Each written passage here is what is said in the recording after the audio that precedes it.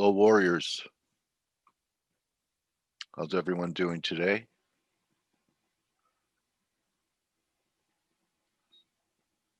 Good morning, Didier. Jason Wright, nice to meet you. Ren, Brock, how are you? Alexander.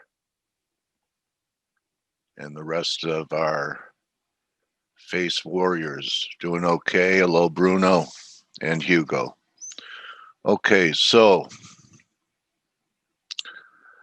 I know that the yen, a lot of people don't want to trade it, a lot of false signals, etc.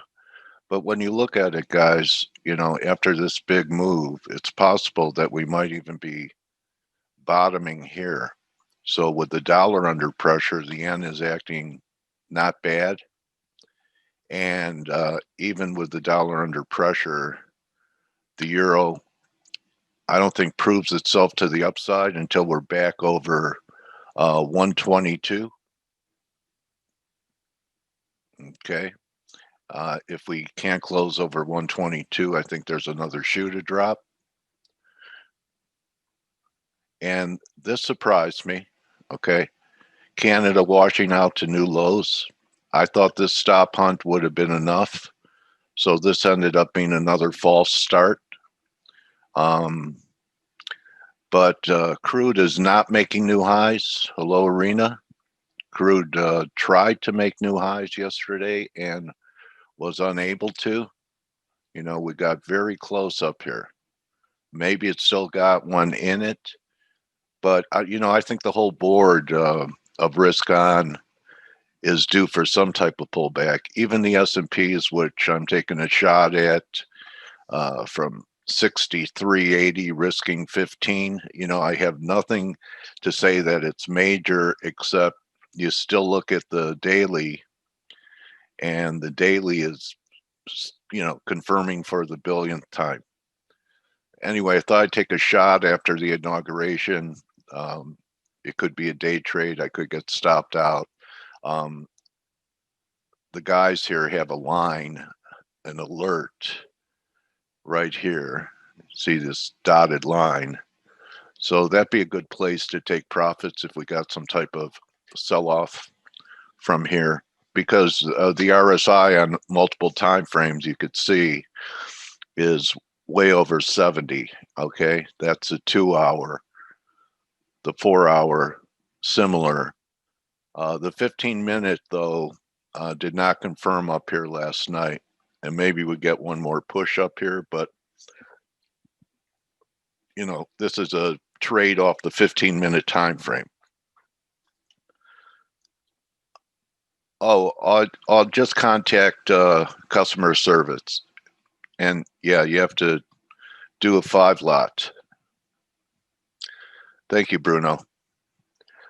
Gold, I know a lot of people, think that the break might be over in gold, and I think we're going to have some trouble up here around 1880, and I still think there's one more shoe to drop.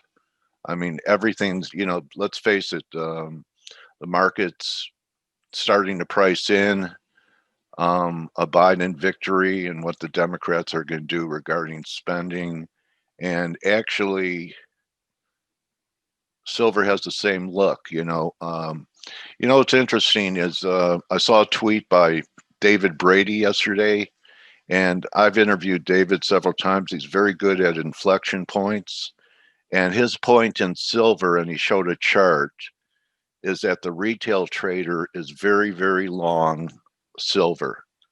And so his contention is that there has to be more of a shakeout in silver before we could look for some more upside action. So, David Brady's a long-term bull. In fact, on the COVID crash, some of the guys I work with, he was buying that day. I interviewed him. Physical, okay, down there when we were at 11, he had to pay well over a spot to get it. Okay, yeah. So, but very good inflection point. And he's not a perma bear in stocks. or, just because he thinks, okay. Pepperstone does not, okay. Who would ever use 3,000 to 1 leverage? Anyway, so keep an eye on the oil. I'm still stalking gold for one more short. May not happen this week. It might be next week. And as soft as the dollar is, we haven't even taken out this pullback low yet. All right. So, I still think there's more upside left in the dollar before we go to new lows. My bet is that we're heading higher before we take out this low. So it's just a pullback. And what kind of convinces me is that cable is the commodity currencies, and then cable and euro bringing up the rear, that most bear markets in the dollar happen with leadership in the euro, not in commodity currencies. So that's another reason to be careful about getting too beared up about the dollar at this point. Okay. And I think that's about it. Aussie, it's almost at new highs. On the daily, it won't confirm if we get up there, which it did right up here. But a new high in Aussie this time will not confirm on the daily. Maybe not the 4-hour. But the preferred chart most likely. I don't follow it, Arena. I follow enough. I have enough to concentrate on. But are we sharply lower? I have it up here. Bitcoin's down 10% or so. Oh yeah, 8% right there. Good morning, Stel. Stelios, I was actually just going to talk about that too. Okay, well then you guys could take. Why don't you take it then, Blake? Well, Stelios, why are you looking at Bitcoin this morning? Just because it's it's the biggest mover of the day. I'm not trading it. No, I'm not questioning that. But is there any reason aside from it being the biggest mover of the day? Not really. No. Okay. I just have it in my view list. That's all. Got it. For me, it's and I'm sorry, Dale. I just wanted to say this. For me, it's one of those asset classes that has really shown the market that it's willing to take on risk on. Yeah, that's it. Yeah. So you're following it because it's really the biggest risk instrument on steroids. I really think it is. Okay. Now, obviously, that it's very speculative at this point, but there's people will have all their reasons why they're buying it, or it's institutional buying now, and it's this, that, and the other thing. But I do believe it is actually viewed as a risk asset. So as Bitcoin goes higher, makes sense that it's going higher, stocks are going higher, all assets are kind of rising in value. But when you see Bitcoin actually start to show some signs of weakness, which we are right now, let me get rid of this. Okay. And you got Bitcoin actually breaking lower, kind of, and I would say aggressively today, because as Stelios pointed out, it's down, what, 10% right now? 8.2. Yeah, 8%. It's down 8%. I mean, that's a pretty big breakdown, as Stelios pointed out, and I think that we have to pay attention to it, because if Bitcoin's moving lower, will there be any knock-on effects to the rest of the market? That's what I'm more curious about right now. So anyway, so good morning, guys. Morning, Blake. Good morning, Stelios. Good morning. How are you? Welcome back. Good morning, guys. Hey, good morning, Steve. Wow, Steve's even here. I didn't expect Steve here. Just came back from picking up the little guy. Just. Oh. Well, welcome back. And for people who don't know, the little guy's his son. He doesn't use any other slang. I was gonna say, I didn't do that. I didn't say it, but I was thinking the same. It's anyway, not like anyway, he's too young to need to pick it up. It's not like it's not prison lingo. Pretty soon with this show is going to be censored. I can feel it. It's Right, R. right. It's R. Not X. So, It's R. hey, really quick before we get completely off topic. So, Steve, we were just mentioning Bitcoin and the move in Bitcoin overnight and kind of how it's starting to sell off. Do you read any into it other than I know I mentioned that I see it more as a risk asset. So when it starts to come down, have to start watching if there's any follow-up effects on other markets. How do you feel about this move in Bitcoin right now? Other than you think it should be coming down? Sorry, me or Stelios? Oh no, I you, can Steve. answer that too. But go on, Oh Steve. yeah. No, I was giving Steve an opportunity to talk here. First of all, I think the move higher is more or less clearly impulsive. I agree with you 100% on the part that, if anything, Bitcoin is probably the riskiest of assets, right? And I'm not even sure about the word asset, instrument, let's say. Now, you can never know in advance what kind of form a correction will take. My initial thoughts was that this was a triangle. If we close today below the trend line you're showing, obviously that's not the case. I'm assuming that a lot of the retail speculators jumped on this move, near the highs as it usually happens. So probably these people need to get shaken off before we move higher. Now, if I do think that it's leading a possible move down in stocks, I don't think that Bitcoin is leading anything.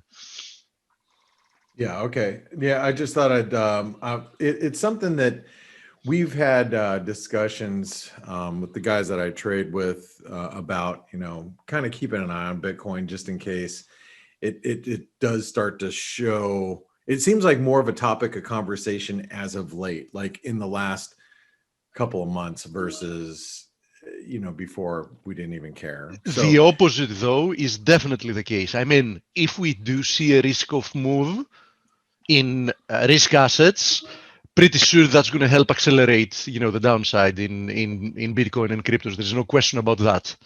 yeah. Okay. No, just thought I'd ask you guys. All right. Well, let me get through the analysis of, and thank you guys for your input this morning. I'm going to get to the analysis of what, what's right in front of us with the FX market. We did just have the ECB make their rate decision. The euro has pushed to new highs. They basically left everything unchanged. The euro is back at the 618 retracement, what we had down yesterday at the 121.60 level of resistance. So it's something to pay attention to, that the euro is trying to get a foothold here and quite possibly break a little higher. So what I'm going to do is I'm going to go to a 1 hour chart. Now, remember, we do have Christine Lagarde. She will be speaking here shortly. And I'm taking the very, trend high there, and to the low, the 38% retracement comes in at 121.67, basically where we're at right now. I'm gonna write down resistance as being 122. I think this is going to be a probably decent resistance zone. I don't know if we're going to get any or enough, enough of a change in policy, if you will, because we're not seeing anything, but I don't think her comments are going to influence it so much where the euro, takes out 122, the 122 level or somewhere around there without, her saying something spectacular, which could obviously happen as well. But I think right now, 122 will be resistance. We have 122 to 122.20, which would be the spike high up here. And I think that's going to be resistance today. I do still think that the euro's in a range. Support now is at 120.80. We have 120.50 below that, and obviously I'd love to see a move back down towards 120, but that's not going to happen today. I don't think there's anything that she could say that's going to alter this range that we're seeing right now, and we're probably heading to the upper end of the range before the lower end of the range. So today, support should probably be pretty solid. And let me get rid of this really quick. I would think support's pretty solid through this trend line. So if we back it up to this trend line here, which would be basically 121, that might give you an opportunity to be on the long side if we dip back down there. Okay, but we are very much range bound at the moment. Let's take a look at, excuse me one second. Okay, let's take a look at the cable. So the cable's breaking out. We have a bullish wedge developing. Now, what I want to see in the cables, I'd want to see a close above 137 today. I mean, that's, you know, if we close back below 137, that would pretty much be a bummer for anybody who's long, because you know, you'd have to think again, oh man, here we go, you know, it's another false breakout. So we definitely want to see a move above 137, I'm sorry, today. Support will be 136.25, just in the event that we do start to pull back. Resistance now, the 78% retracement. Now this is let's go to the weekly chart. This is a 78% retracement of the 2018 high to the spike low in 2020. So that 78% retracement comes in just above today's highs. Basically, you can put in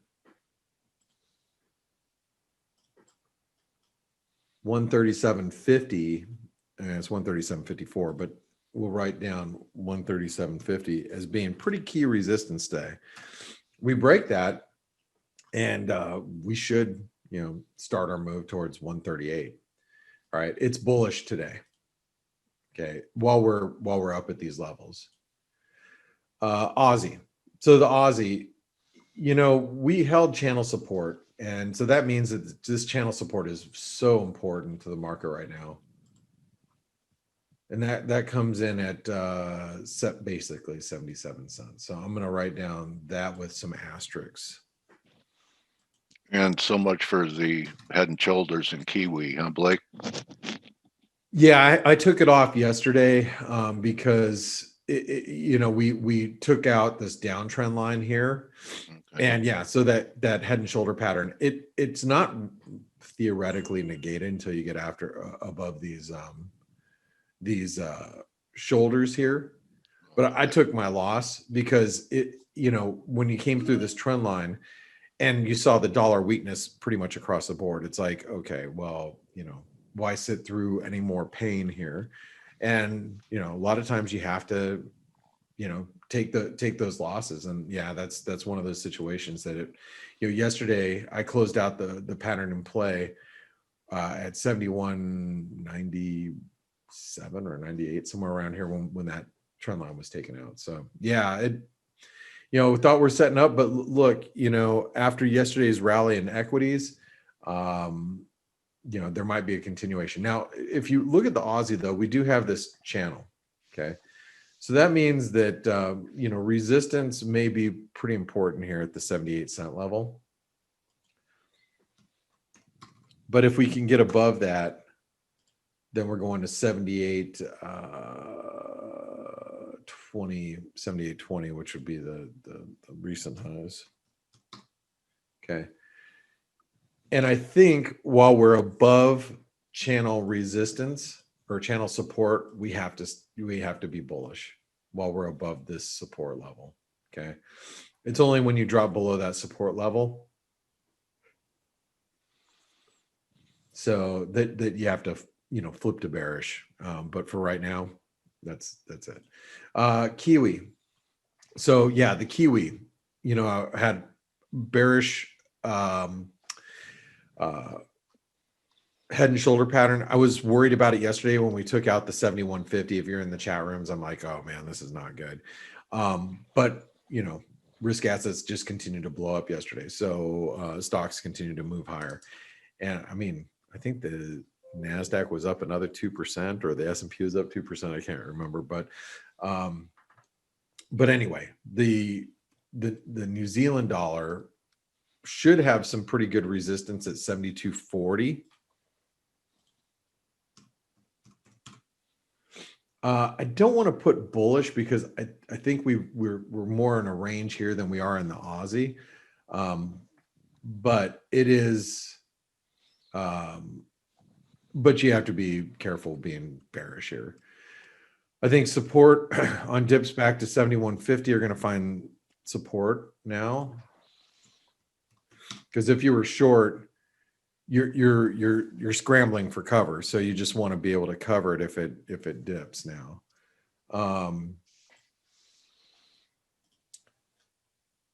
Dollar CAD. So the dollar CAD, we slumped to new trend lows yesterday.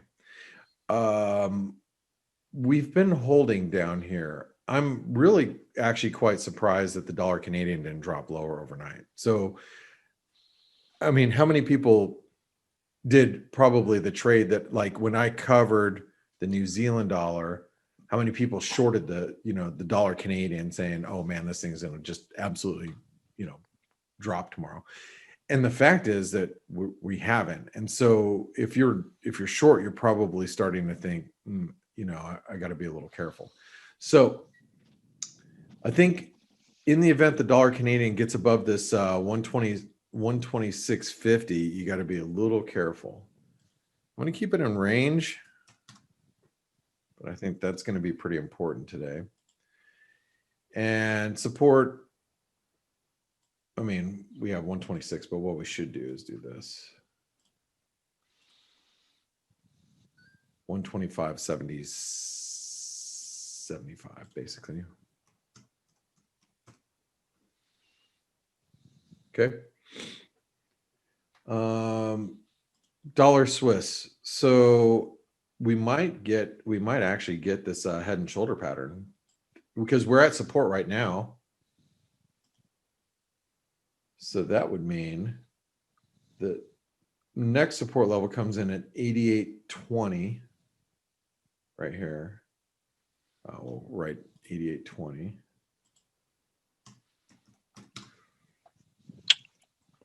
And resistance remains key at 89.20, but it looks like the Swissy is actually going to break lower here.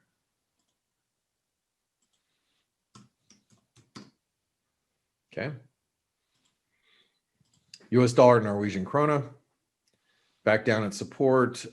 Obviously, that was a really key, and I have to tip my hat to Catherine in our chat room. She nailed the short up here, and I mean that's previous support, current resistance. You know your risk, and we rejected it pretty. There's some talent in there, buddy.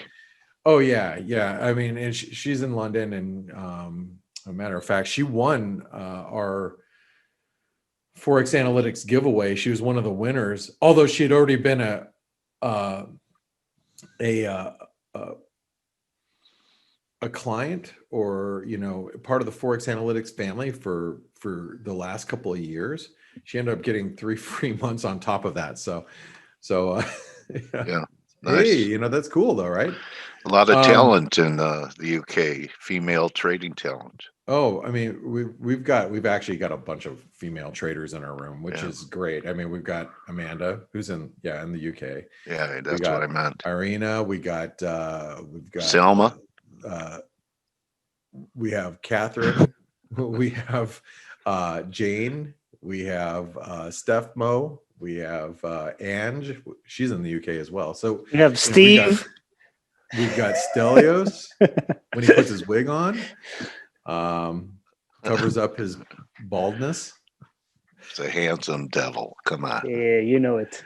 All right. But anyway, yeah, a good trading group in there. Anyway, I just wanted to tip my hat to Catherine. So we have support. We're currently on support, but I'm not going to write down 841 because we're on it. Next support level is going to be 836. Obviously, the lows here.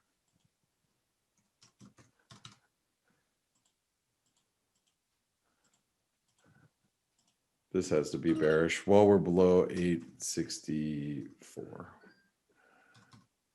Okay. Let's go to the dollar yen. So the dollar yen is trying to it tried to break yesterday through its triangle. well, it did break yesterday through this little triangle that we had, and I'm not sure if we did that, if I did that with you guys here, or if I did that actually after the fact in our chat room. I think that was it. Anyway, we hit 103, or excuse me, 103.50, and then last night with right here, wherever it is, where's the dollar yen?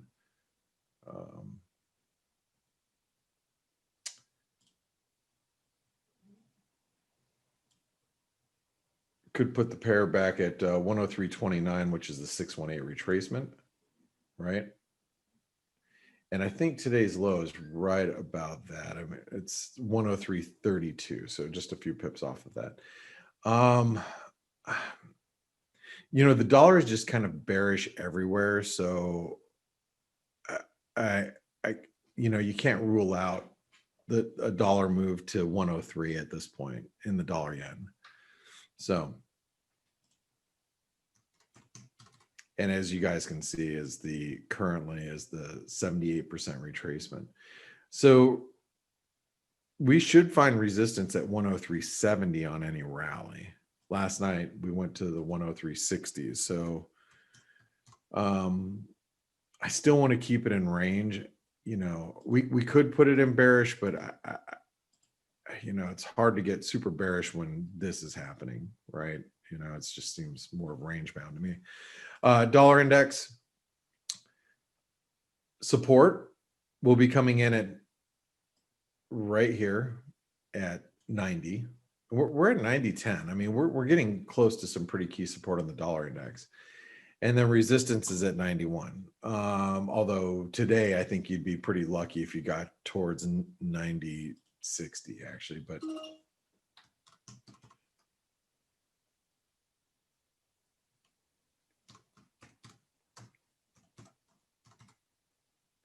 I'm going to keep it in range though. Dollar Mexican peso. So we were just, remove that.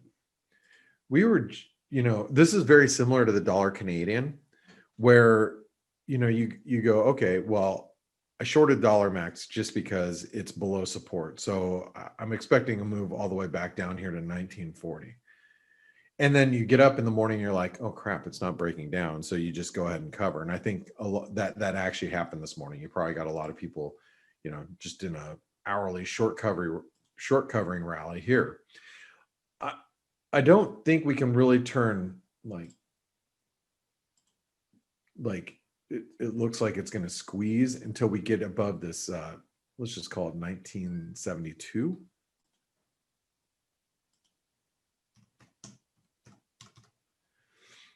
I want to put it in bearish, but I'm not going to today, just because, like I said, we're not getting followed through to the downside. So 1954 or 1955 is support for now. Take a quick look at gold. So gold actually got a lot of people bullish yesterday, and you guys know with me, I'm not super excited about gold. I was actually talking to I had a conversation last night again with Chris Weston, and we were just talking about gold. It's like, okay, in this environment, why would you want to own gold? You know, with stocks moving higher, if you know the Fed and other central banks don't feel like inflation is going to be an issue, why do you want to hold a non-yielding asset? Now, Stelios and Steve probably have opinions about this, which Yep. Yeah, hold on. I know. I just want to say, hold on. But as stocks continue to climb higher, I don't see the reason to own gold. That doesn't mean that we're not going to get. That doesn't mean that we're not going to, see the market stall, like stocks stall and inflation start to rise and gold go up. But I'm if you're wondering why it's not going straight up right now, I think as stocks go higher, it is going to be a headwind for gold. and frankly, just technically, I don't even know how to play it right now. I mean, I look at it and it's like, okay, what do you do with that? You know, I do know that, you know, we have support at 1800. Now that's the spike low here. Resistance is probably closer to 1900. And while you're in this range, I mean, again, you can have your opinions on what you think gold will do. And I'm gonna love to hear Steve and Stelios's opinions on gold here in just a second. But I think technically it's a tough. Oh, we did just get data, but it's not moving the market. We had data, by the way, Blake. You saw it, right? Yeah. Initial jobless claims a little bit better than expected. Housing starts. I mean, housing starts. We have a housing shortage in the U.S. We definitely do here where I live, but it's a big housing shortage, and you know, I think the big reasons why obviously is just the rush to work from home. People know that working from home is going to be more permanent for a lot of other people. You know, everybody's trying to upgrade. You know, it's like I want to get a house with, you know, an office versus not because I'm working from home. You know, all, you know, so people are trying to upgrade while the rates are so low. That's the whole story. But inventory, especially where I live, oh my gosh, there are the fewest amount of homes for sale in 20 years where I live, which is just wild. But you know what's going to happen is all this building is going to happen, and then we're going to get then it's going to become oversupply at some point, but that's not today. All right, support for the S&P is going to be, we're going to write down 3830.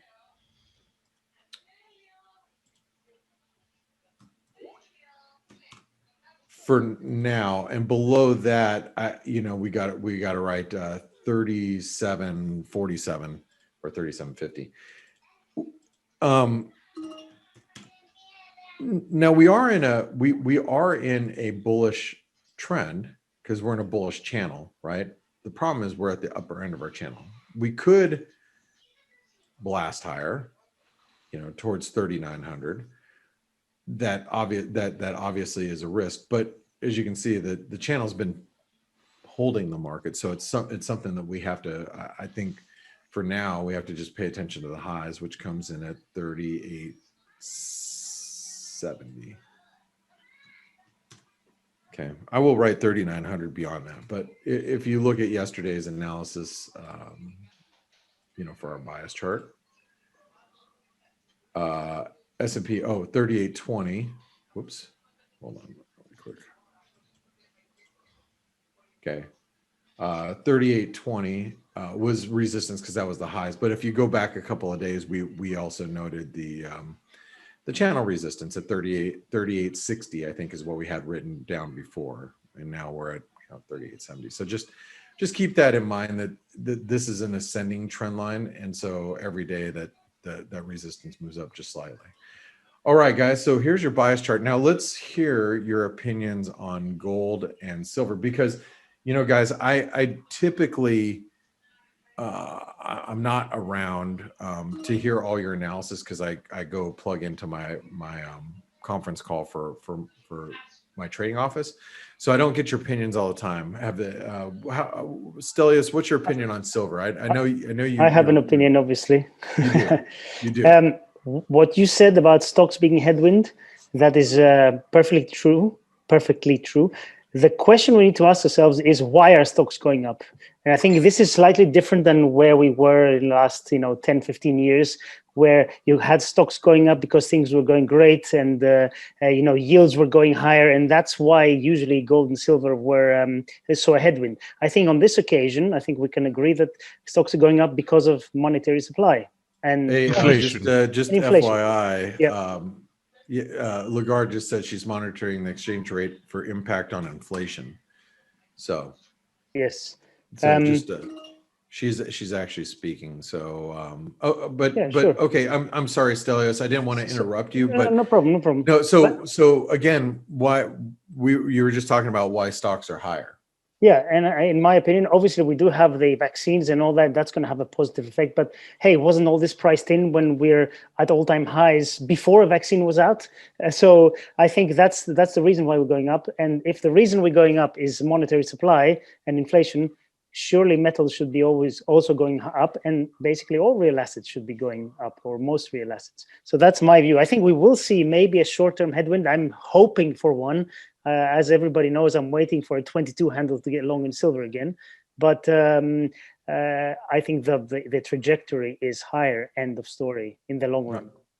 All right, and Steve, do you when I mentioned about gold, you did have an opinion there. So what's your opinion about gold?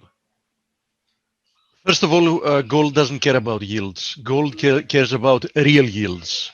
And I think that we can clearly see from inflation expectations picking up, and the fact that every single central bank has admitted that they're looking for higher inflation and they're not looking to actually do something about it when it comes, because of what they now photograph as, like, they want to achieve like a symmetrical target without giving even a time horizon about, like, okay, you want it to be symmetrical in how many years or whatever, which is anyhow nonsense. I've explained that. I mean, theoretically speaking, central banks began by saying that they don't want deflation for X, Y, Z reason. I disagree with all of them, but let's say that's a fact. Now, a year that has already gone by and you did not have inflation is a year that you achieved your target. How exactly do you want to compensate for lower inflation, since low inflation is a good thing, but you claim that you don't want deflation? A year that passed with no deflation, you succeeded. So next year, your target should be not to have deflation again, which we haven't had deflation, God knows, for how many years, right? We never actually had deflation, with the exception of a few months in the financial crisis of 2008, 2009. So basically, real rates, the path for real rates remains lower. So hence, the path for gold and silver remain higher. And it's exactly what Stelio said. The same factors in this case that are driving stocks higher and bonds higher are the exact same factors that will keep driving gold and silver higher. Got it. Okay, so let me ask you this before I flip over and let you guys go, or let you guys give your thoughts on the markets here. As far as deflationary pressures, do you feel that is more a risk, or do you think inflation is more a risk? When I say near term, I should say within the next 12 months. What do you guys think? First of all, deflation is not a threat. Let's begin by debunking the theory that all of those people that try to sell us all these ideas, like bright ideas, have created like common sense. Deflation is not a threat. Deflation is the natural evolution of capitalism. The natural evolution of a capitalist system is to make everything better and cheaper over time. Yeah, the threat really is runaway deflation, or how do they call it? They have another name, the spiraling deflation or something like that. That's never going to happen with monetary supply expanding the way it is. So do I think the risk is higher for inflation rather than deflation? Well, I don't think we'll ever get proper deflation. So I think we will get inflation eventually, depending on how they measure it. Yeah, we have some natural. Do you think that inflation will probably continue to creep up at 2% annually? They will do whatever they can to reach that. They are doing whatever they can. The amount of asset buying and all that, it's ridiculous. Yeah, and by the way, inflation is anyhow higher than 2%. It has been for a long period of time, and that's not a conspiracy theory. All of us, I mean, the vast majority of us here, we're not like 15 years old. We've been around a long time to actually know and feel how much our money have been losing their purchasing power over a year. Is there honestly any single one of you that believes that during the past almost 15 years your money has been losing, let's say on average, 1.5% per year? Honestly, any of you? Bueller? Yeah. Anyway, it's a long conversation, but Yeah. yes, I agree with you. All right. Well, Okay. hey guys, I'm going to let you guys continue on your conversations about the markets. I know we have a guest coming up. Dale's got a guest coming up in, he's got Bruce coming up. Yeah, and for Wyckoff advocates, that's Bruce's bailiwick. You know what? If Bruce is listening in, I'm a big fan of the Wyckoff strategy. So you know, the accumulation distribution Wyckoff strategies. So they're not as easy to find when you're only trading so many asset classes or so many pairs. But I am a fan. So so it should be a really good interview. I'll have him send you an 8x10 glossy of RD Wyckoff. Great. All right, guys. I think that was hey, his Steve, Stelios, have a great one. And guys and gals, let me You just too, mention Blake. again, if you haven't taken advantage of our pricing special that we do only a couple times a year, it's only good for 4 more days. So 4 more days. And then when you guys have been around long enough, when these prices disappear, you're not going to see them again for a while and months. So take advantage of it. And I'll let you go. I'll let you take over from here. Bye, mate. Thank Thanks, you, Blake. guys. 4 more years. He said 4 more days, didn't he? Okay. Bad joke. Sorry. All right. So, hello, everybody. Hey, Stel. We talked about a few things. Hi, Mike. We had the ECB today, and my dog actually has something to Yeah, say hi, about Mike. it. Yeah. We had the ECB today. They, there was nothing new. They left deposit rate at -0.5 and the main refi rate at 0. They reiterated the same thing. Rates are going to be at present or lower levels until the inflation goal is near. And guess where inflation is? -0.3% year on year. That's like a million miles from target. Then they affirmed the size of the pandemic purchasing program, blah, blah, blah. Basically nothing new. I'm monitoring for anything that Lagarde says. She just said that the downside risk is less pronounced than it was before. Clearly that's true because of the vaccines and all that. But anyway, and she also just said inflation is likely to increase in coming months. So nothing new from them. We did have Joe Biden taking over as US president. And he's already announced some things that he wants to change straight away. First of all, the Mexico border, the wall. He basically ordered a stop to the construction. And that was one of the most popular things I think that Trump did when he came into power. We still have a wall, Stel, by Pink Floyd. Oh, I love that. Yeah, that's the only wall I'm interested in. Yeah. And so to be honest, as an outsider, I never figured out why the wall thing at the border is an issue of contest. Yeah. Well, you mean you think we should have one all the way across that border?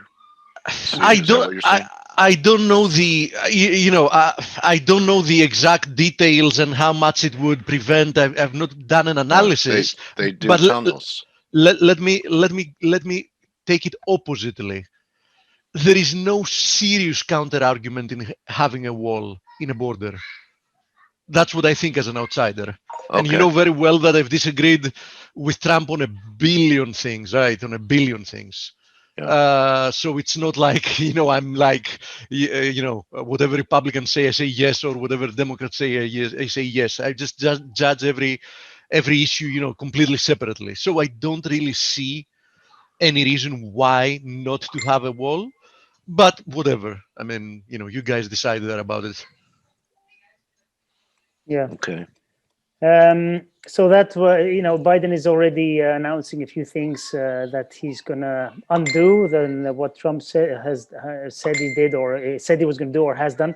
And just to answer,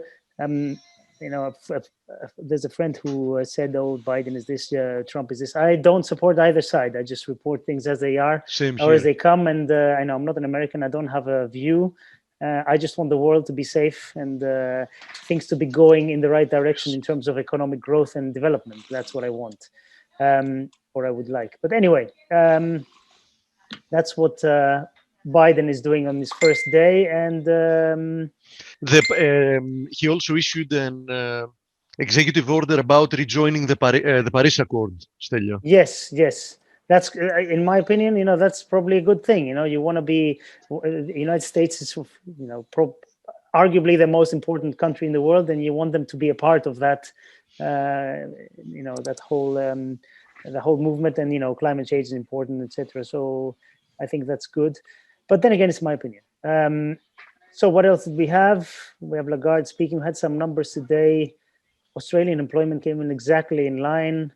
BOJ, nothing really to move the needle. Norges Bank rates unchanged, quite boring actually. Housing data in the US was a little bit better than expected, but really not enough to move the needle. Jobless claims the same. Nothing.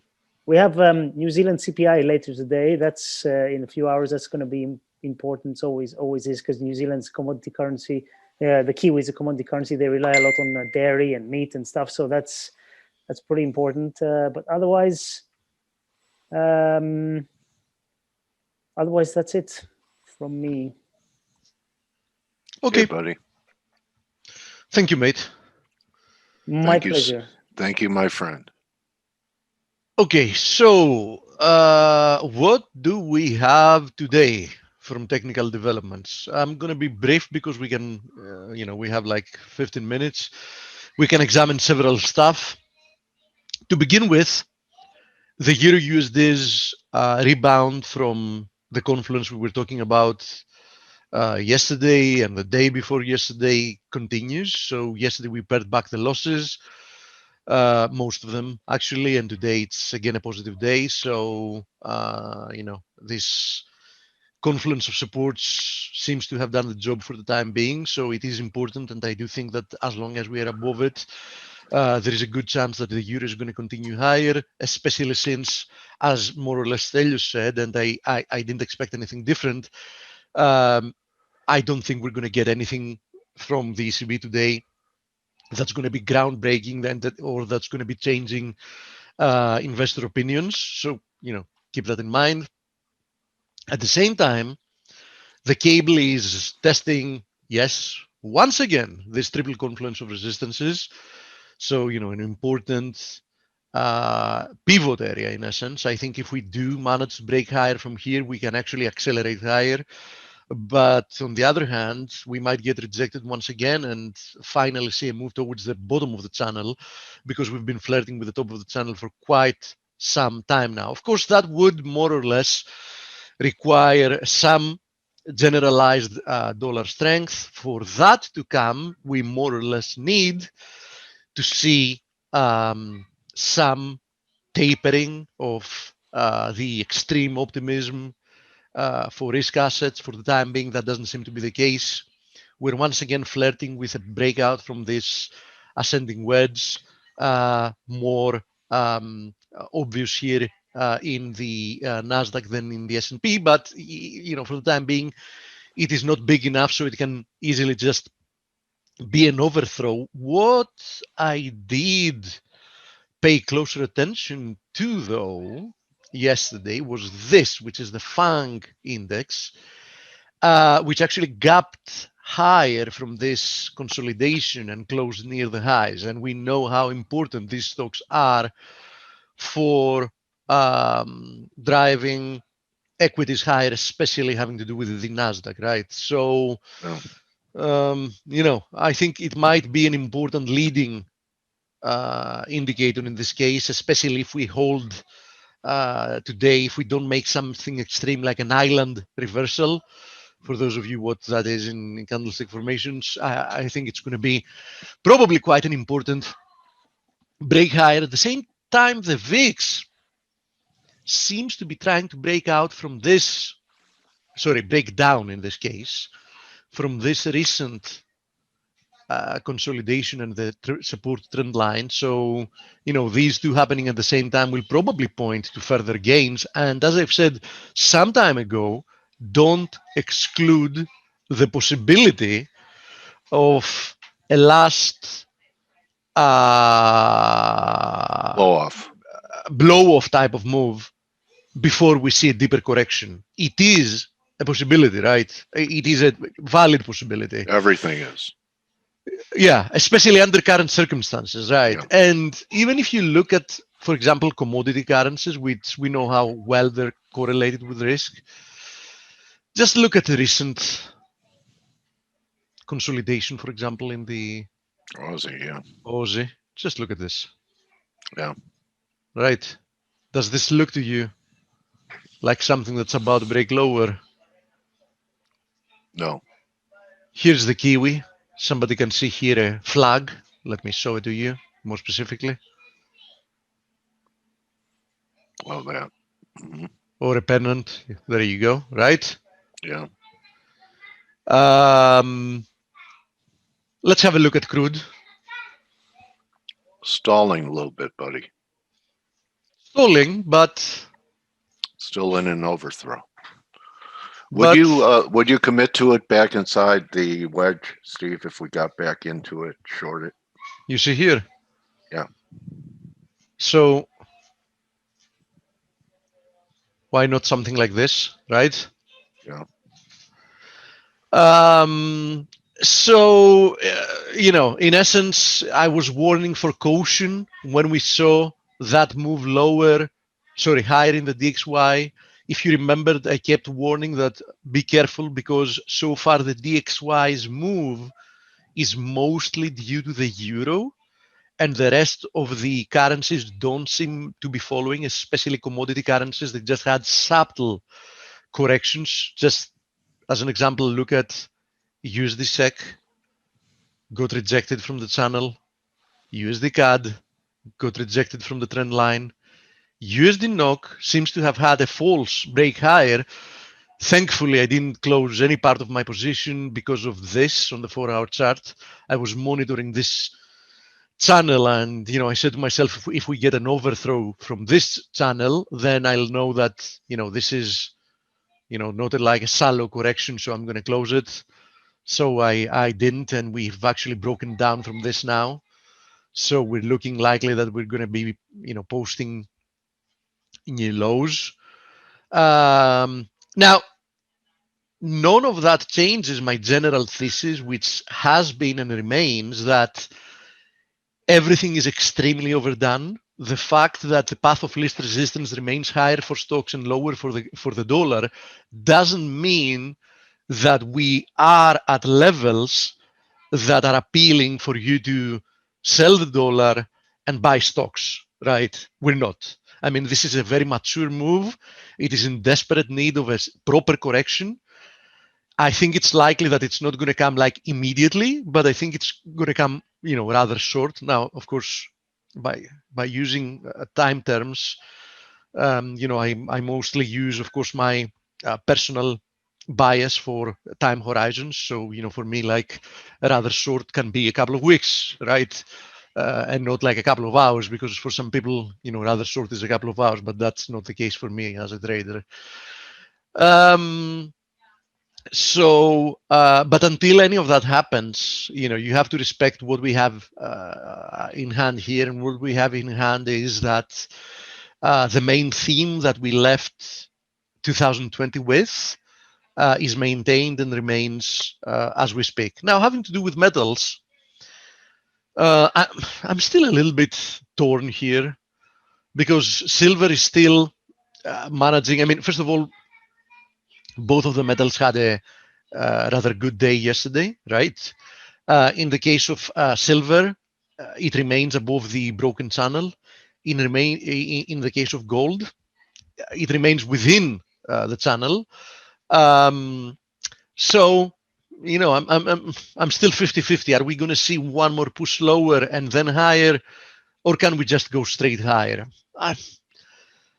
I think we might see one more push lower. I mean, I lean slightly towards the possibility of seeing one more push lower before we go higher. But for me, going higher is more or less inside me. It's a given. I mean, I believe that this is an amazing environment for metals, and they're going to keep signing. Now, Platinum doesn't really care about it because Platinum is actually, as we speak, at multi-year highs. So keep that in mind. It's overperforming. Palladium remains in hypnosis. We've explained all the reasons. Copper still holding within this ascending wedge. So no real developments there. Having to do with, since we mentioned them early on, having to do with yields and, for example, treasuries. Listen, admittedly, if we go on the 4-hour chart, there we go. Admittedly, I think that the whole move lower is corrective. Now, the problem with corrections is that it is very, very hard to exactly time them and know when they're going to be over. Examining actually at the lower time frames like the 4-hour chart, I have to admit here that this looks to me like a bearish pennant, right?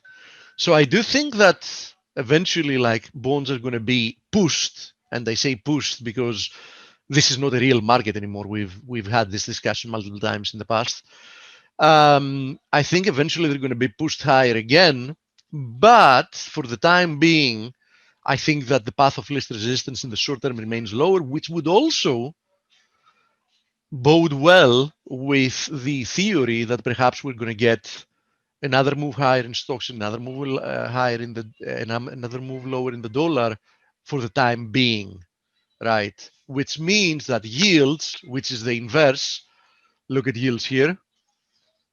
Yields, which are the inverse, are probably about to push somewhat higher once again, right?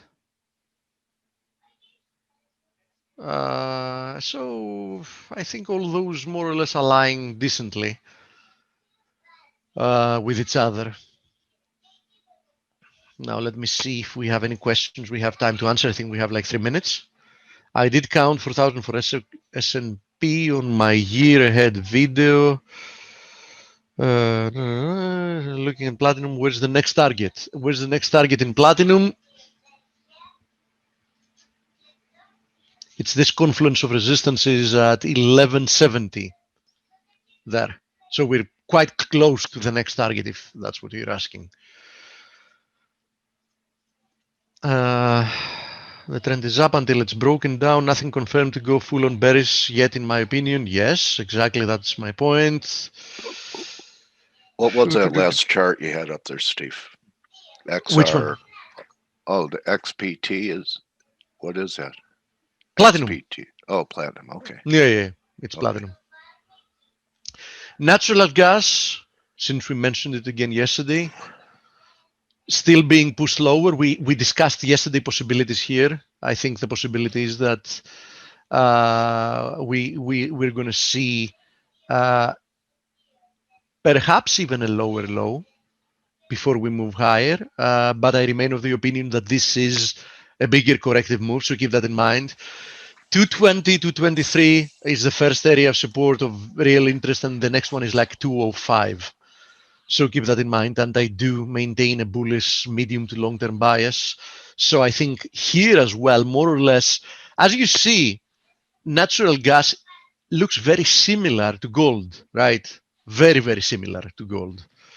And I think both of them are going to have the same outcome, right? I mean, they're going to finish probably sooner rather than later their complex corrections, and they're going to resume the upside. So I do think they both will share the same fate, more or less. And, not for unrelated. I mean, some of the reasons are totally not unrelated to each other, right? I mean, some of the reasons are going to move in tandem are completely related to each other, some of them not.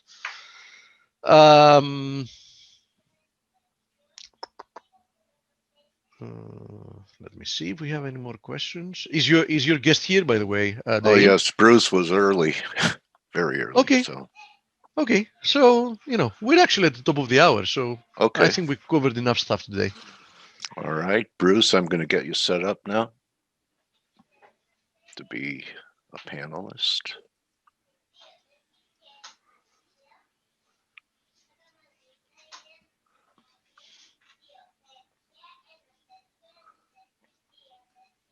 Welcome to Face, Bruce Fraser. How are you, buddy?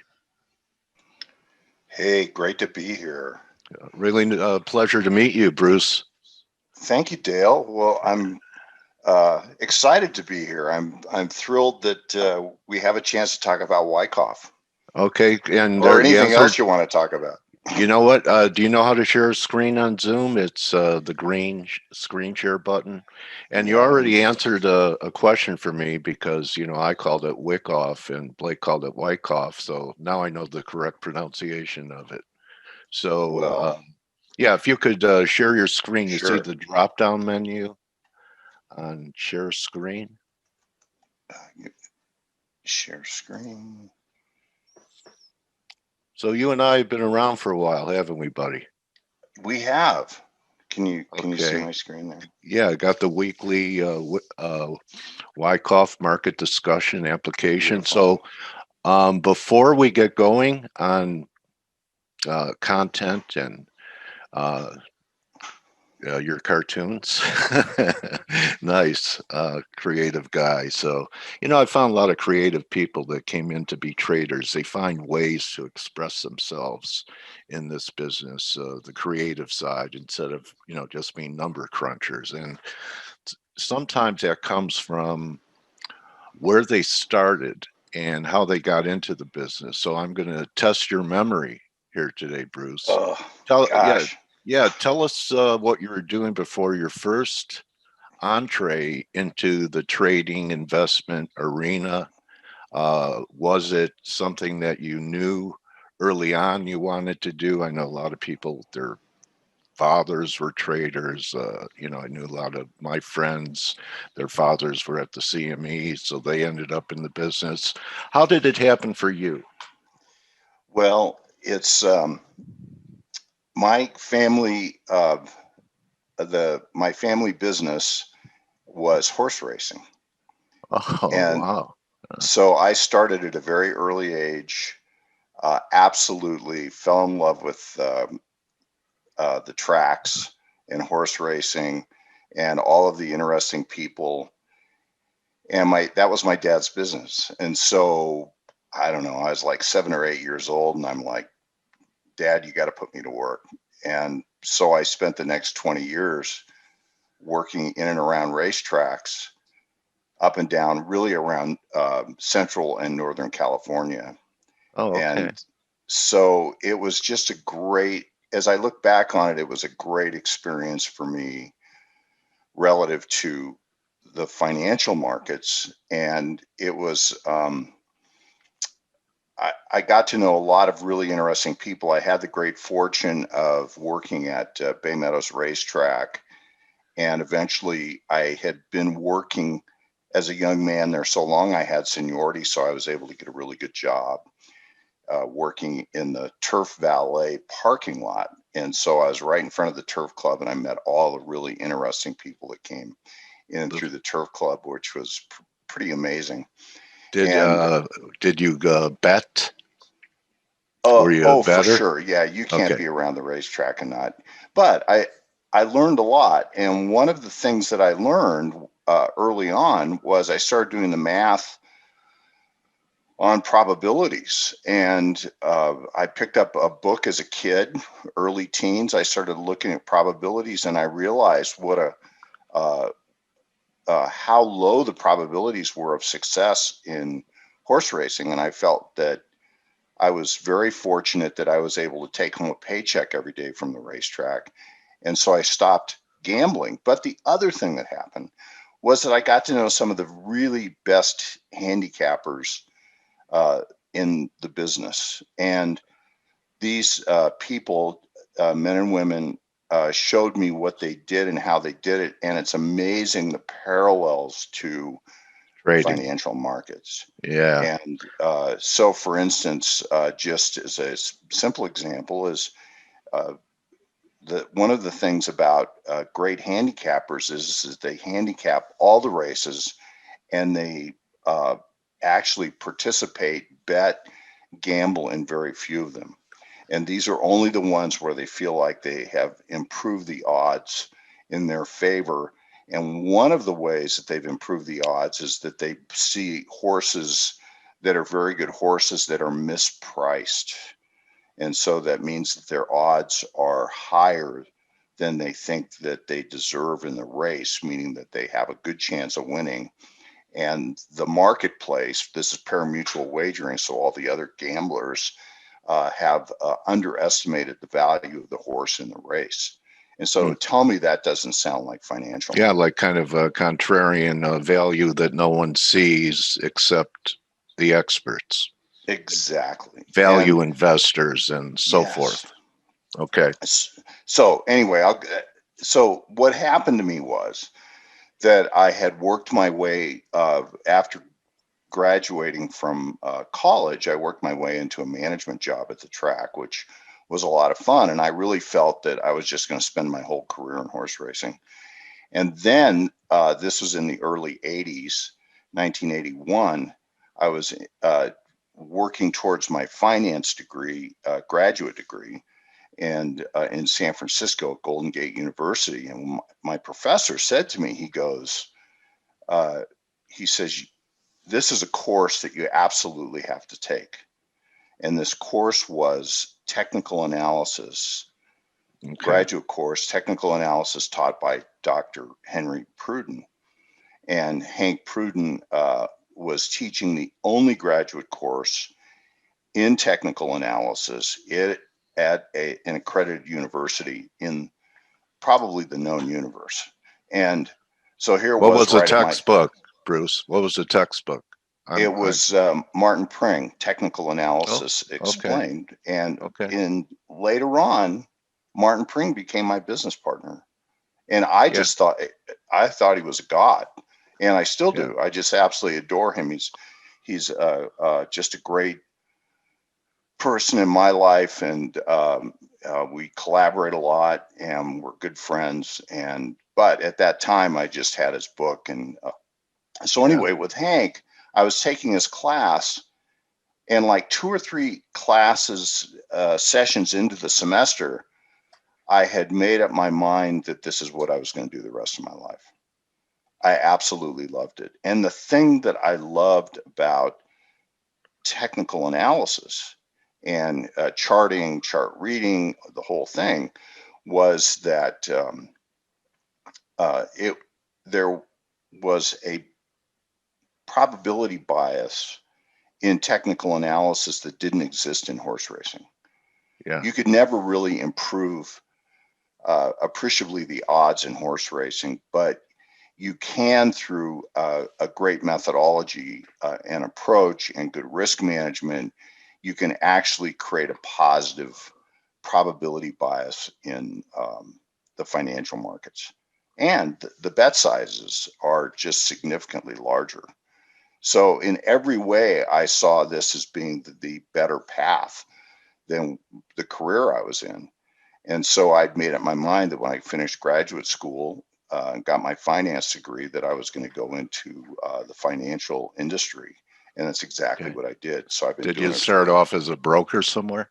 I did. I was at Dean Witter, retail broker, just on the northern edge of Silicon Valley, which was very, very interesting because I was there for some very interesting times, and also had a number of people out of the valley that had very successful careers and had been in critical startups and so on. So I learned a lot about the way Silicon Valley worked in my career there. And then the other thing was I had Hank and my other business partner, Joe Turner, as great mentors to me. And they really taught me how to be a really good broker for my clients. And so they helped me develop a business plan that really worked for me. And what happened was, and my goal was eventually to get sort of across the street, to go from being a retail broker to being a portfolio manager. And as a consequence of that, I was literally, as an entrepreneur, started 2 very successful investment advisory firms that I worked in for many, many years. And my partner in one of those firms was Martin Pring and Joe Turner. And so that was what put me on the other side of the street and had me becoming a portfolio manager. You really were fortunate, Bruce, the journey you had and the connections that you made. I mean, having a guy like Martin Pring, I've really have respected his work, the progression of the economy and how certain sectors at certain times outperform or underperform. And, you know, you really, I mean, compare it to now, to what people have to search through and discern and due diligence to find true mentors, and you know, not just someone trying to get into their pockets. So yeah, we were lucky in those days. I know I had the exchange floor of people on the floor whose brains I could pick for quite a few years. So great story, Bruce. You really and one other thing that happened for me, just to put a bow on it, was that Dr. Pruden had developed this great class at Golden Gate University. And in 1987, he decided he was going to go on sabbatical. And so he asked me to take over this class. So I was teaching this graduate course in technical analysis, which was a survey course of a number of different methods and techniques. Did you use Edwards and McGee? Absolutely. That was my Bible. That was the first book I had, and I took it with me wherever I went. And Charles Bassetti, who now edits the Edwards and McGee series, is a dear old friend of mine, and he is a teacher, adjunct faculty at Golden Gate University, or he was. And so I've had the great fortune of being able to spend time with him. He worked with them, and I was able to pick his brain a lot. So that was very fortunate also. But I spent 30 years teaching graduate school at Golden Gate University in technical analysis, and we taught courses in many different subjects. And the other thing that we had is we were kind of the hotbed of technical analysis really anywhere. And so we were the epicenter at Golden Gate, and all these amazing people would come to San Francisco and come through the university and teach and give lectures. And I just wrote down a few of the names of people. Dick Arms, who was a dear, dear friend, Bob Prechter, Justin Mamus, Joe Granville. Joe Granville's somebody I was able to spend a lot of time with, and I think he's one of the geniuses of technical market analysis. I remember one of his famous statements was, "What is most obvious is obviously wrong." Yes, and he had created incredible indicators that many of us, we use still these indicators, and we don't know the origin of them. Well, a number of them come from Joe, and Joe was very kind, spent a lot of time with me, and so the community is just incredible. I mean, they just love to give back, and it's still that way. It's still that way. Yes, we're an example of it right now. Absolutely. And so anyway, I don't want to go on and on about this, but it's a great. Have you written a book yet? My journey in the business. You have a book, and I'll put you together with Schwager, and maybe he could help you out.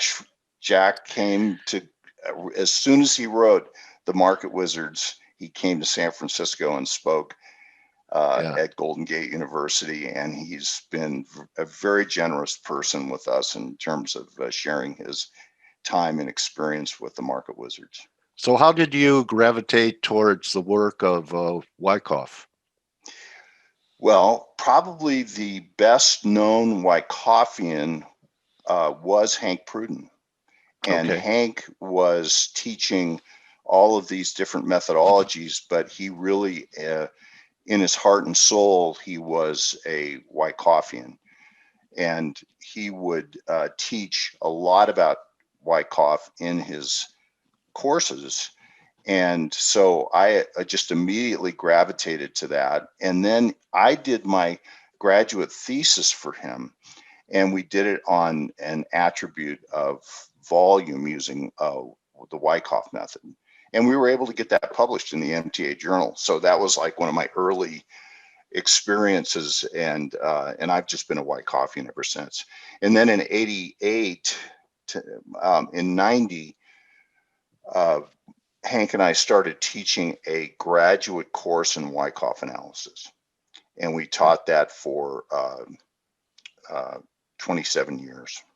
So you Together, probably team taught it spawned mostly. you probably spawned many traders over the years. There's no question. We've taught probably in the thousands. Yeah. Wyckoff method, and they're out. And even now, we can even reach more people through this incredible technology today. Any of them end up, I have a belief that, and Jack's last book proves it, that the most famous aren't always the best. They may be the greatest marketers, but it doesn't mean they're the greatest in the market.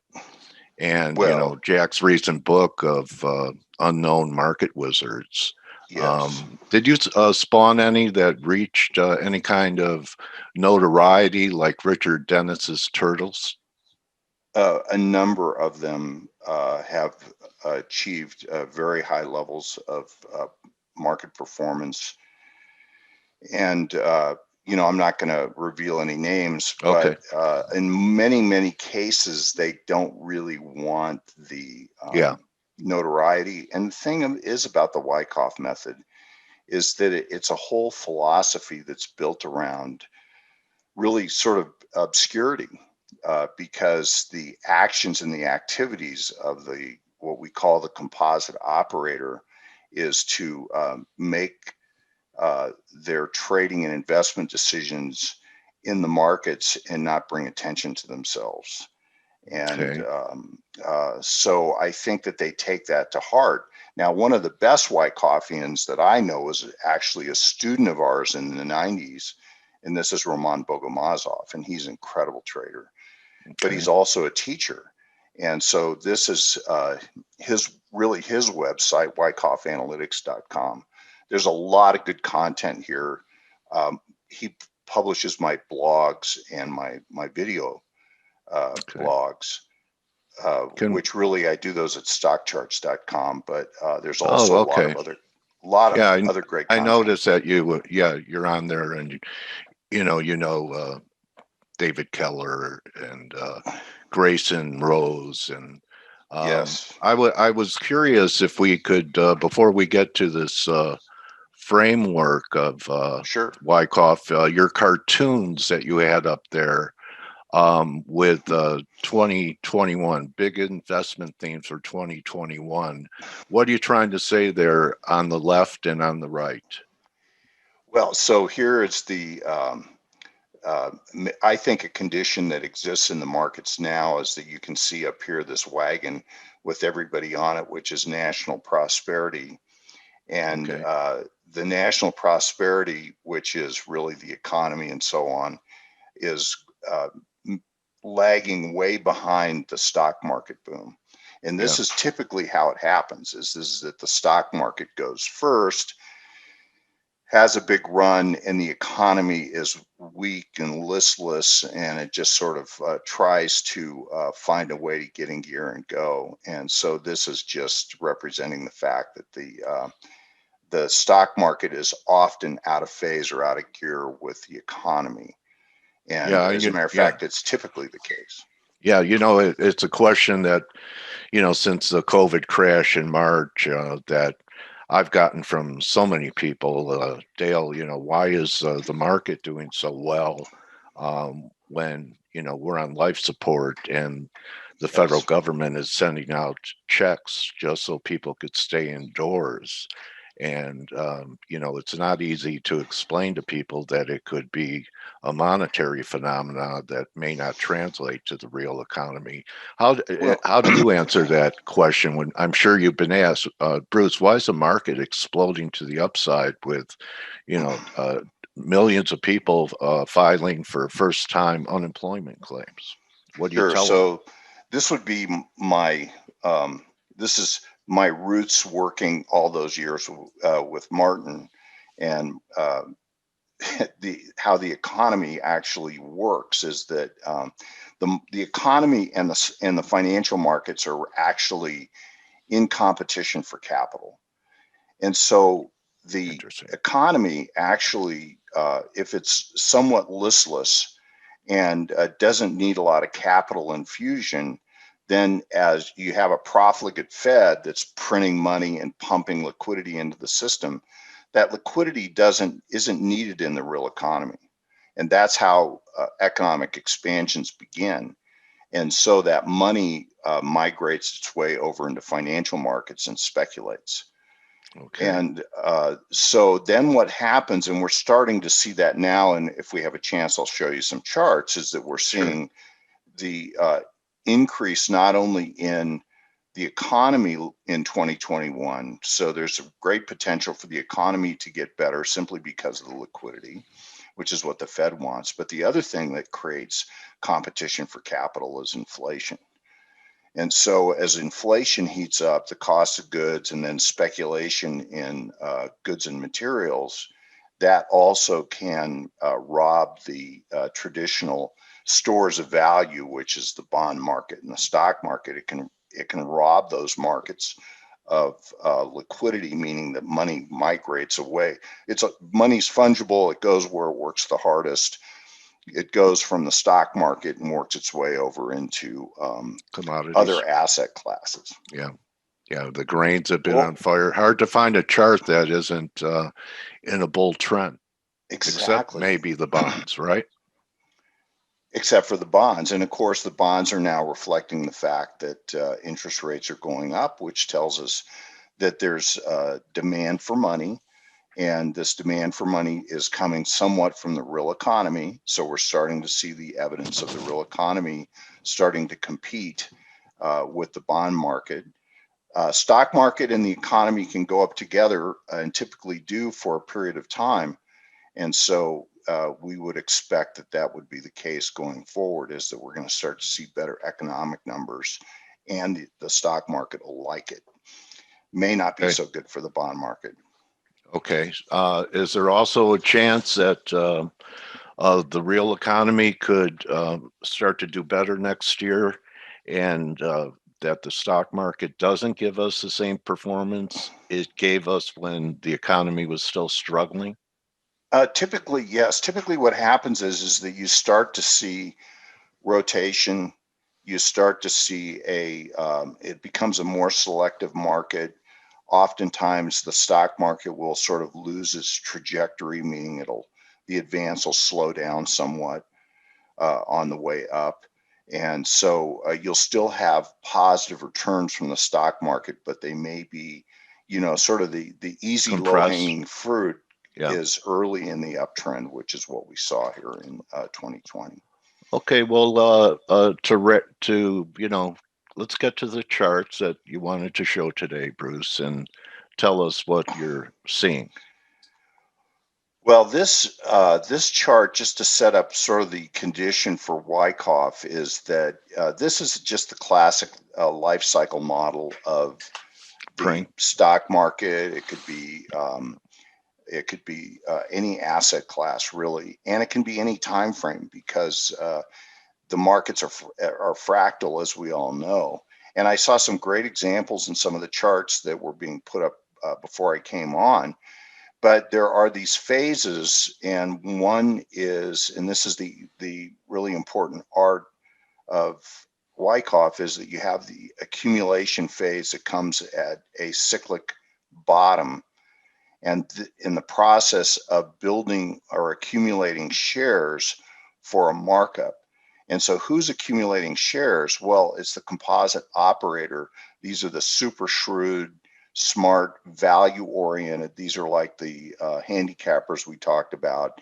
They're buying good assets at bargain basement prices, and they know exactly what they're doing. And so we see here, and this is sort of the Wyckoff labeling of an accumulation. The other part is these pauses in the uptrends along the way, which we call reaccumulations. And so this is the process. Bases don't happen willy-nilly. They happen for a reason. And the reason is that you have large informed interests that are basically absorbing all the stock that's available. And when they absorb that stock that's available, eventually it becomes very difficult to buy. And so the early adopters of this theme will lock up the shares. And the only way that a large institution who's not an early adopter can own these stocks is that they have to be willing to buy on a scale up, because where do you think we are in 2021 on this graphic that you have? Well, I'll actually show you a chart here, but I believe that we created a big accumulation back in March, right, and that we're in the markup phase. And I would say that we're like somewhere maybe right in here, and that there's still more upside. Now, this is a truncated view, so you could have a series of these reaccumulations on the way up. Okay. And then eventually you get what is distribution. These are the large interests that bought at good prices, held them for a very long period of time, and now are disgorging their shares very deftly, carefully. They're selling their shares at an average price up here because they feel that all the value has been revealed in that position. And then the stock is typically considered to be in weak hands after that. And that creates downtrends. So let me give you an example of this. So this is just this is Shake Shack 2018. And so you can see here that we identify these different phases of accumulation. This is one of the genius aspects of Wyckoff, is that every one of these phases has a different price volume characteristic to it from the prior one. And these steps along the way tell you that absorption has taken place, it's nearly complete, and that once the absorption has occurred, you can see that there's a total change of character here in the way that the stock trades. And it just goes into this vertical climb, and then has a pause or a backup, often called the last point of support, and then another vertical climb. The only thing that can cause that is the fact that the stock is very difficult to buy and institutions want to own it. Now, what happens is in a downtrend, the stocks in a downtrend, the stock is in weak hands by definition. And eventually there comes a value point or a price point where the large interest, the composite operator types, will start to accumulate these shares, and the stock is systematically taken out of weak hands and put into strong hands. And so once you've done that, absorption has occurred. The stock, even though you can't see it in the chart, and this is the trick of it, is that you're looking at it anecdotally in the way the chart's trading. But this stock has a different composition of ownership over here than it does over here. And this is what allows it to propel itself upward at a very high rate, fast rate. And then here, the other thing that we do in Wyckoff is we do horizontal point and figure counting. And this is an age-old technique. Point and figure charting is maybe the oldest charting technique. Yeah, all the floor guys used to do this, have clerks doing their yes, X and O's for them, right? I had many floor traders that were dear friends. I would go down there. They had these little like cards that they would hold, big stack of them, and they were just for doing point figure charts. because it's just easier to do point figure charting on the fly than it is to do vertical charting. The other thing you can do is that you estimate the potential of the upward move of an instrument, stock, index, etc., by counting the horizontal count area, this is the accumulation we just evaluated. So we know stock is in strong hands throughout this. So we count back, and this gives us a count 70 to 76. This larger count goes 123 to 130. And in fact, it went right to, if I remember correctly, $70 and touched that. And that was the high point. Now, here's a current example, Molson Coors, and this is a stock. We do a little stock selection newsletter. You can read about it at the website. But here, just right before the test, there was a spring, and we profiled the stock in our letter. And then it came down for a test of the spring, which is typical and expected, and look at the vertical launch that's occurred since then. And so this really shows that everything that occurred over here from the climax onward was accumulation of shares. And so now Molson is just up and out of this accumulation area, which means that there should be the initiation of an important uptrend. Okay, beautiful. Yeah, so here, this is just a distribution schematic. We have a number of them, but also importantly, by the way, I did a video that's going to air today on stockcharts.com, and it's your daily 5, and they have a different person every day. But I do a little mini 14-minute workshop on reaccumulation. And so it's free, no charge.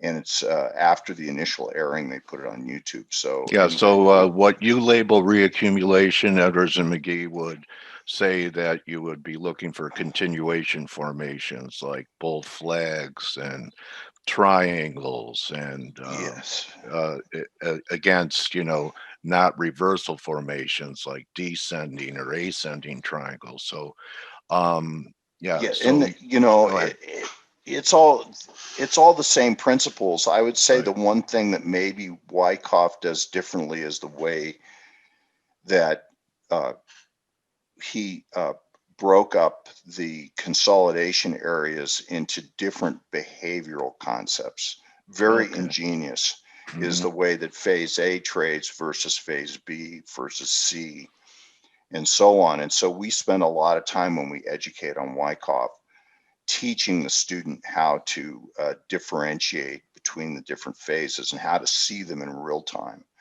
And so we do a lot of work on that. Bruce, I bet that you and I could talk for hours about this, and I'd love to have you come back, but what would you wrap it with, and what would be the most important advice you could give to anyone in the markets? Well, just to show this is a chart of the S&P 500. This is the cyclic accumulation that occurred. We can see it on a point figure chart. Yeah. And this is the count objective that we get. So I just show this to show that there is the potential here. And in the reaccumulation, this is an example of counting reaccumulation. And this count more or less confirms this count, that in the very nature of the base itself was the indications of how far up the market could go. Now, that doesn't mean it can't. Yes, and that doesn't mean it can't get up here and spend time and then go again. And so my only point is that there's some great techniques out there that are very helpful. I'm going to show this one. This is the NASDAQ 100. This is a chart that Roman did, and this shows a count. This is the accumulation count of the March area. This is a 1 hour chart, but look at this intraday data. Look at where it counts. And this is from a count line area of around 7,500, let's call it. Counts up 15.4 to 16.1. We now have a reaccumulation count, and you just showed some charts of these FANG stocks and how they're coming to life again. And this count now confirms this count, and this count confirms this count, and it counts up to 16.7, 15.8 to 16.7. So just to leave viewers with the notion that there is still potential for more upside ahead, and then That's pretty the good other upside. yeah, good upside. And so, and we're still working off that base that was made back in the spring. So we have, if I was to sum it up, I would just say that, you know, so much of the markets is to be able to follow in the footsteps of these large informed interests. This is what Richard D. Wyckoff learned as a young man at the turn of the 20th century, is that he was on Wall Street, and he studied the activities of these large, exceptional market operators. And he attempted to see what they did in the charts, which was hard work because it's not easy to find that information. But he was close friends with Jesse Livermore. And a lot of the technique that he taught is believed to be things that he learned from people like Jesse Livermore and others. And so attempt to follow in the footsteps of these large interests, do what they do, act in concert with them, and avoid, I would say, sort of the noisy news of The day. retail financial news forecasting and so on, and just focus on the charts. Bruce, I am so glad I reached out to you, and it was just, you know, a shot I took when I saw a tweet you did, and it's one of the best interviews I've done, and I've done 1,000 of them over the years. So really appreciate you coming here and edifying the FACE community. And, you know, now that you've done this, you're my new trading warrior brother. Oh, You well, can't get out of it, huh? I'm all in. This is my favorite thing to do and to talk about. Yeah. And I'm so grateful for everyone to have spent time with us today. And they also want to know, the people that are watching you live and will see the video later, the best way for them to contact you if they're interested in learning more about your teachings. There is an email address at the Wyckoff Analytics, and just go ahead and send it to me. Say this is for Bruce, and I will get it. And then, and I just want to conclude with this last chart, which is the dollar index. I know this is just the UUP, and you all look at more important indicators, but it was interesting because this decline in the dollar has now in the area of fulfilling its count. It's sort of right at the midpoint here. There is a bigger count for lower prices for the dollar, but I think that's a really good and oftentimes when you get into a count zone, you'll consolidate. Maybe we go down to this lower count, maybe we don't, but this is where we would look for either accumulation or redistribution. So anyway, that's just something for the currency traders here. And you can see this has come down into a trend channel. That's interesting because the dollar index itself, many are showing a breakdown of this long-term trend, and you're showing it just approaching it. So really appreciate the last looks too, Bruce. A great interview, and why don't we get back together in the spring, see what's going on, and I'm glad our paths crossed. Well, it was a real pleasure, and I look forward to meeting again. All right, everyone, Bruce Fraser, and you can find him on Twitter at at RD Wyckoff, Wyckoff. He's a great follow and a great teacher. And I remember just from listening to what you've done right here, I appreciate it. And Well, that's going to be a thank you, wrap. Dale. And remember, don't just count your point and figures, your X's and O's, count your blessings. And we'll see you all tomorrow. Good hunting the rest of the day. Thank you, Bruce.